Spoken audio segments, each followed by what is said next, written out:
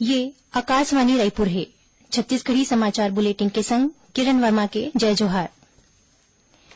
भारत के अंतरिक्ष अभियान के यह ऐतिहासिक मौका होही जब चंद्रयान 2 के लैंडर विक्रम चांद के दक्षिणी ध्रुव में उतरही। पहली घाव कोनो भारतीय प्रक्षेपण यान चांद के सतह में उतरही। भारतीय अंतरिक्ष अनुसंधान संगठन इसरो लैंडर विक्रम ल चांद के कक्षा ले निकाल के चांद के सतह में उतारे बर तैयार है। ये प्रक्रिया आज देर रात 1 ले 2 बजे के बीच करे जाही। इसरो के अध्यक्ष डॉक्टर के सिवन ह बताइन है कि लैंडर विक्रम ल चांद के दक्षिणी ध्रुव में उतरे बर सिर्फ 15 मिनट के समय लग सकत है। इसरो ह ए प्रक्रिया ला पहली घाव करत है। वैज्ञानिक मन ह बताइन है कि लैंडर ला चांद के सतह में उतारे बर ओखर गति ला धीरे और संतुलित करे बर 5 थ्रस्टर लगाए गे हे। उतरे के करीबन 4 घंटा बाद लैंडर विक्रम ले रोवर प्रज्ञान अलग हो जाही। रोवर ह चांद के बारे में महत्वपूर्ण जानकारी भेजी। अंतरिक्ष वैज्ञानिक मन बताइन कि ए बेरा मानवीय नियंत्रण नहीं होही, कारण कि धरती में स्टेशन और चंद्रयान के संदेश भेजे के समय में अंतर होही। प्रधानमंत्री नरेंद्र मोदी ह आज रात बेंगलुरु पहुंची और एक गौरवशाली मौका के साक्षी बनही। ओखर संग देश भर के हाई स्कूल के करीबन 70 विद्यार्थी मन होही, जेखर चयन चंद्र मिशन के बारे में राष्ट्र क्विज प्रतियोगिता के माध्यम ले करे गे रहिस। केंद्रीय महिला और बाल विकास मंत्री स्मृति ईरानी ह आज नई दिल्ली में लिंगानुपात में सुधार करैया 5 ठन राज्य और 10 जिला मन ला सम्मानित करीन। एमा छत्तीसगढ़ के रायगढ़ जिला घलोक शामिल है।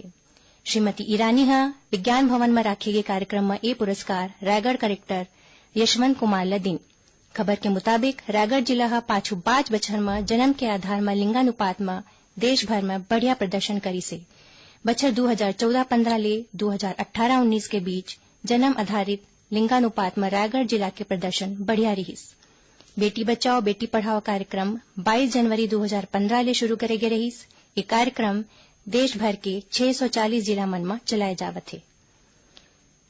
राज्य में होवैया नगरीय चुनाव निकाय चुनाव बर मतदाता सूची में नाम जोड़े, सुधारे और हटाए बर लोगन मन ले दावा आपत्ति ले के काम आज ले शुरू हो गए है, जिन्हा 16 सितंबर तक चलही।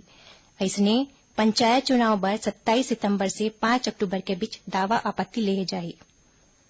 प्रदेश में सार्वजनिक वितरण प्रणाली के तहत सामान्य परिवार एपीएल मन बर नवा राशन कार्ड बनाए के काम आज ले शुरू हो गए है, जिन्हा 10 अक्टूबर तक चलही।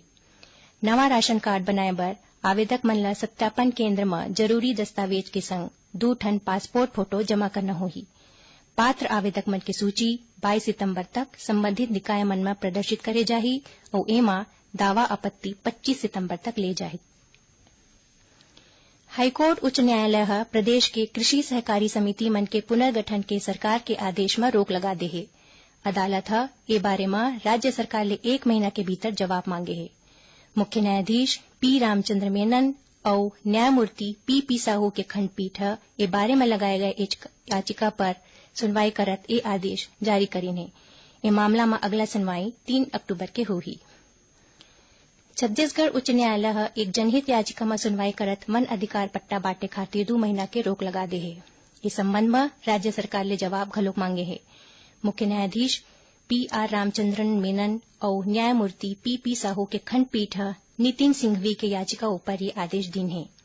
याचिकाकर्ता ह अदालत ला बताइन है कि जंगल ला काट के गांव मन वाले मन ला पट्टा दे जाथे, फिर सर्वोच्च न्यायालय ह सीता नदी अभ्यारण्य में वन भैंसा के संरक्षण ला देखत वन क्षेत्र ले कब्जा हटाए बर और पट्टा निरस्त करे के आदेश दे रहिस।